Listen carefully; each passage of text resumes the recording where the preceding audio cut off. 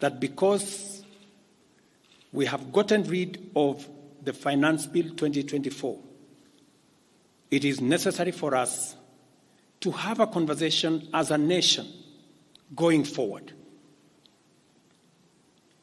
How do we manage the affairs of the country together?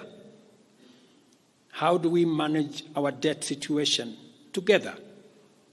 How do we work on the budget with the deficits that now exist together? And as I committed last Sunday, I will be proposing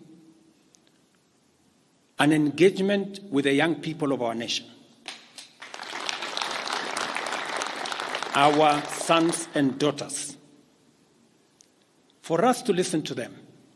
As I said on Sunday, listen to their views, listen to their proposals, their ideas, their concerns, and what they think we should do better as we go forward.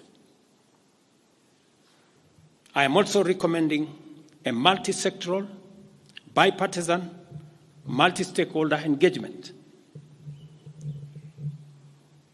from civil society, religious organizations, professional bodies, for us as a nation to speak to the future of our country, again, together.